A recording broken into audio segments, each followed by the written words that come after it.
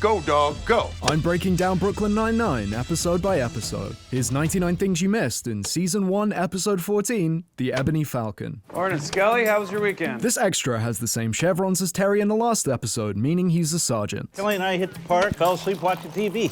Oh. Scully's computer is on despite him only just arriving. It again has this map section that I'm considering adding a counter for. So, There's a new poster on the break room window for a roller skating event to raise money for rabies. It doesn't specify if it's for a charity or research or anything, so I'm just gonna assume they're raising money to spread as much rabies as humanly possible. It's also dated December 11th, despite Christmas being a few episodes back, which either means it's a continuity error or really, really early. Kelly, is that Scully's wife or his dog? These extras move position between cuts. No one knows Scully's wife's name? I think Kelly's his dog. Rosa's helmet marks the first reference to her riding a motorbike since the Model 1 in the pilot. Went for a long walk. That's what you do with a dog. My wife takes the babies to the park all the time. Terry saw Boyle's mini basketball and raised him this even smaller one for his piggy bank. All right, we're doing this. Let's play wife or dog. What do you do at the park with Kelly? Oh, we just... What's Kelly's favorite food? How old is Kelly again? Well, she's... Oh, that's so awful. Amy mouths, "That's a dog" here. Scully, is Kelly your wife or your dog? peanut butter. Okay, what do you got? Yep. Sir, are you looking for your glasses? I borrowed them to do an impression of you. Peralta, give me my glasses. Peralta, give me back my glasses. Jake's impression was one word off. We later see him adopt "Peralta, that's enough" as a key phrase to improve his halt, but it still never reaches the highs of Boyle's impression from one of my favorite cold opens. Lay out the steroids case. One of the biggest black market distributors in all of Brooklyn. Unsurprisingly, there's not much public information on underground steroid rings, but the biggest recorded indictment in New York State was United States versus Vince McMahon in 1993. The then WWF, now WWE, were brought to trial for distributing performance-enhancing drugs, during which notable sex pest Vincent Kennedy McMahon wore this fuck-ass neck brace. Did I just want an excuse to talk about wrestling in any way possible? I will let you decide. It's also implied that the steroids were smuggled, which would mean this case lies under federal jurisdiction. And it's centered at a gym called Brooklyn Total Body. This gym doesn't actually exist, however Brooklyn Total Fitness does, and it's about a 20-minute walk from the precinct building. And this map section isn't of Harlem for once. It even has markers that are actually within the precinct. Jake's arms also fold in the cuts. Brandon Jacoby. He did 7 years at Rikers for assault. This means he served the maximum sentence for a second-degree assault. Duckies from the Discord pointed out that he likely wouldn't have served it in Rikers due to it mostly holding pretrial prisoners and people serving less than 12 months. Brandon Jacoby is played by Matthew Willig. Like Terry Crews, he's a former NFL player with his career spanning over a decade before he pivoted to acting, where he featured in shows such as Malcolm in the Middle, Dexter, and Everybody Hates Chris. We want to bring in the Sarge. His name will be Trent Carter, personal trainer and assistant manager at PetSmart. Very good character building from Jake and Boyle here, as there's a PetSmart walking distance from the It's the gym. economy, what can you do? Sergeant Jeffords is just getting back in the field. This copy of the Endurance has been on Holt's desk since episode 11, despite it later being revealed that he is a speed reader. Why is everyone so worried about the Sarge? Jake saying the Sarge summons the uniformed sergeant we talked about earlier. If anything goes wrong, it's on you. Should be Boyle. Damn straight. Wait, why did I high-five that? Because you're a sucker for a high five. Damn straight I am? Captain, my apartment got broken into last night. That's terrible. Do you have connections in the FBI or CIA? We later learn that Holt does have such connections, most notably Bob Anderson of the FBI. Gina, you work in the police precinct. You think these buffoons can help?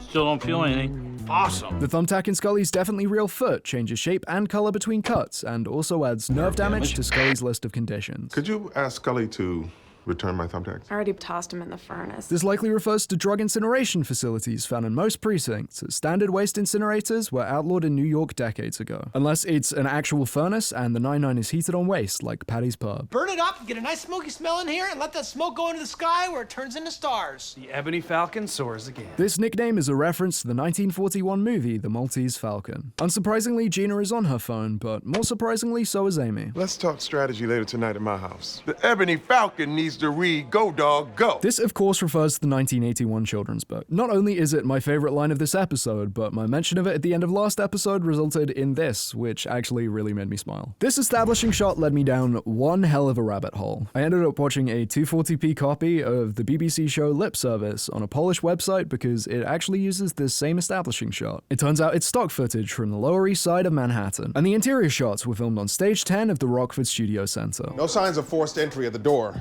We fittingly get another floorgasm poster. But the window was Jimmy. Jimmy! You don't have locks on your windows. They cost $8. You have a fur bedspread. From what I've seen, they're more expensive now, but as Jake said earlier, it's just the economy for you. Why do you need 8 full drawers of underwear? Because I'm civilized. She used a similar argument in The Vulture. Do you carry a hairdryer in your purse? Of course, I'm not an animal. We need an itemized list of everything that was stolen. One set of Joseph Gordon-Levitt nesting dolls. Unbelievably, these actually exist. They were purchased on Etsy a few years ago for $250.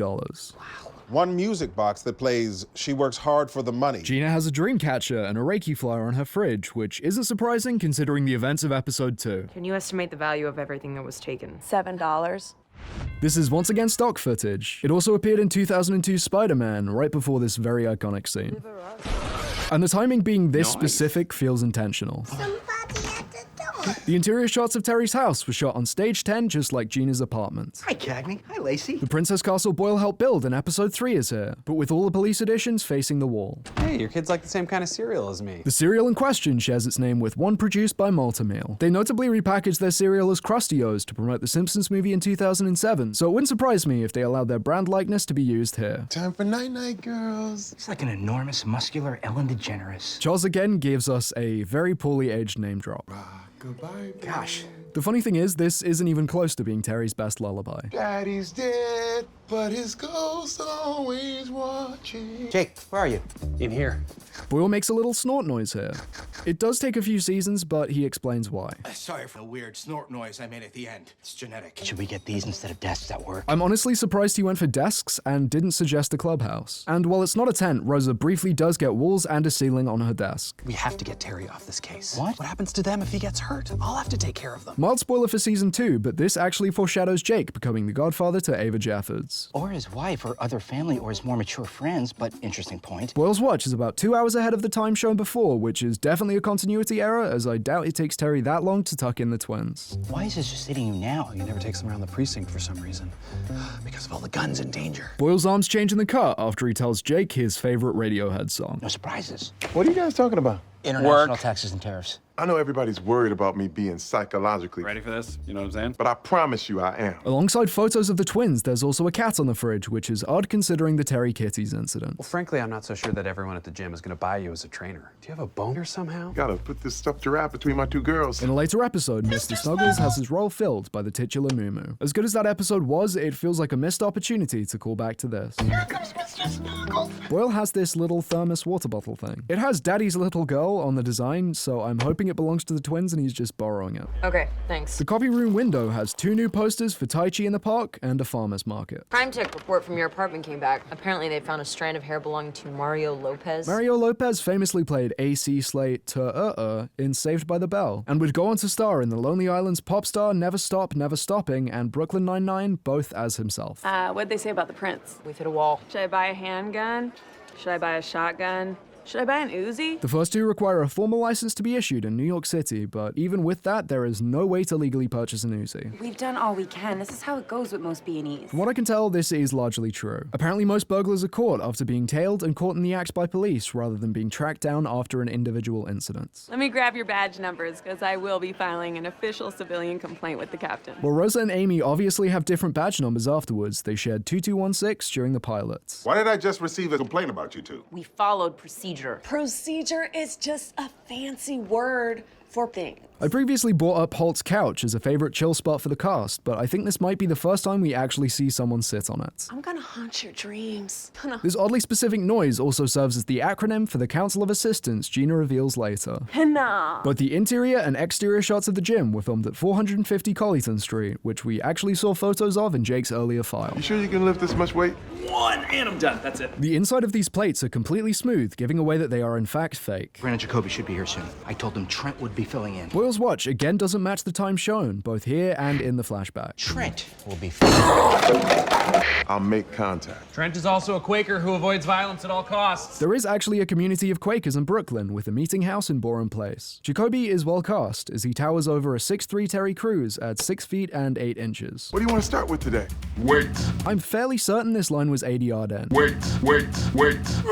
Can I borrow this machine? I'm on my last set. While it's never directly stated, this character's name is Spencer, and he's played by New York native Ron Gilbert. While his most notable role was in The Usual Suspect, he also appeared as a mobster in the music video for Do-Rag Activity. And behind him is the tire Jacoby was flipping earlier. Can you go any faster? You're cypher bullying me. I'm getting the manager. For the first time in 10 episodes, we get a triple establishing shot. The first is the same stock footage of the Q train that we saw before. Since its first appearance, I figured out that it was shot in Coney Island due to the top of a Ferris wheel being on this sign. It's followed by this repeated shot on the corner of Union and Smith before once again showing 450 Colleton Street. As Jake walks in, we see a poster featuring costume designer Wes Albrecht and craft service assistant Josh Swoveland. Have you seen Terry? I think the bigger issue is the complaint I received from an older gentleman. What have you become? Me. Odd question, considering the answer is literally right there. Oh, Sarge, thank God. You know, he's a mean dude, but I think I'm making progress. So, Rule number 3 prohibits horseplay. I honestly wouldn't be surprised if Boyle added this after the events of last episode. did you say your regular gym was? Brooklyn Bulk Fitness. No such actual gym exists, but more importantly, there's a cute photo of a dog in Terry's locker. I work out there too.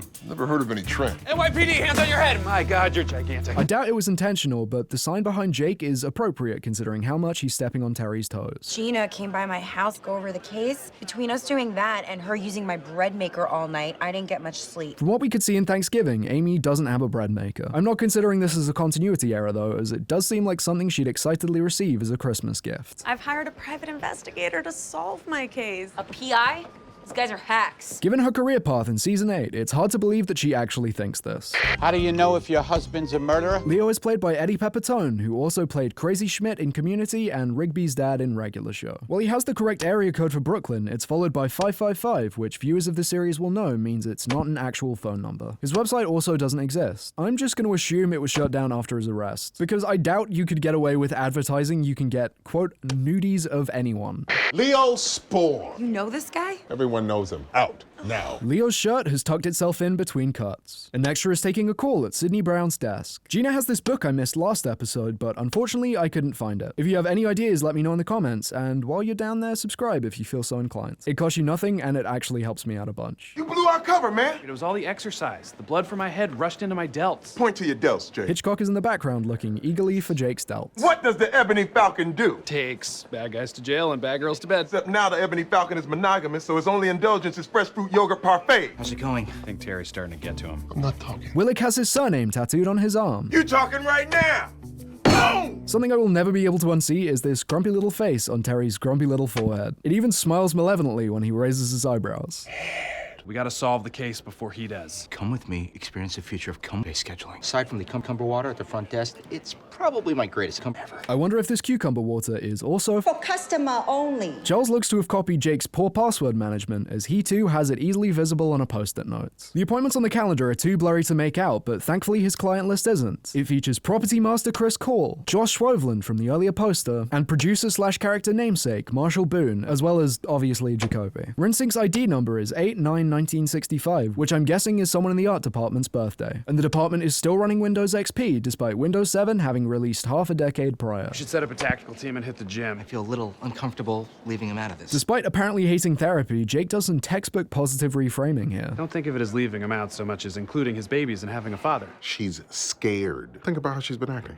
Like many of the other flashbacks, this is a mix of shots we've seen and new footage. I asked for a police officer to escort me to work, find me a young Kevin Costner type. This is in reference to his role in The Bodyguard, but is also notable due to Holt's husband, who has a near-identical name. And if Gina wants a young Kevin Costner type, she better call Saul. You are not Kevin Costner. I was last night. Wouldn't you be scared? Holt wears his watch facing inwards, which is common in military personnel, but also has tactical advantages that carry over to police work. How many guns do I still have hidden? None. As I mentioned earlier, most guns can be owned in New York with the correct license. It is also legal to own an axe and nunchucks as long as they aren't publicly brandished as weapons. Throwing stars, however, are completely illegal, and owning them can land you a felony charge. We're on it. What kind of woman doesn't have an axe? This fan-favorite line ended up being somewhat prophetic, as Stephanie Beatriz would go on to star in Twisted Metal as the axe-throwing Quiet. Holt's Medal of Valor is also back in its frame, which lets me point out some things Brooke from the Discord pointed out from the last episode. Not only is the officer with peanut butter wearing the wrong uniform, but he also wears the medal before it magically becomes tied to Sergeant Peanut Butter. I told Vladimir to meet Vance Vandervaven, aka me, here at 10. This doesn't make much sense, as we've just been told it's 10:35, so Vance and Vlad both have a very poor grasp on punctuality. You and I will be sparring when he arrives. A box at the academy. We later learn that his technique comes from Nana Boyle, which also includes the Struggling basket!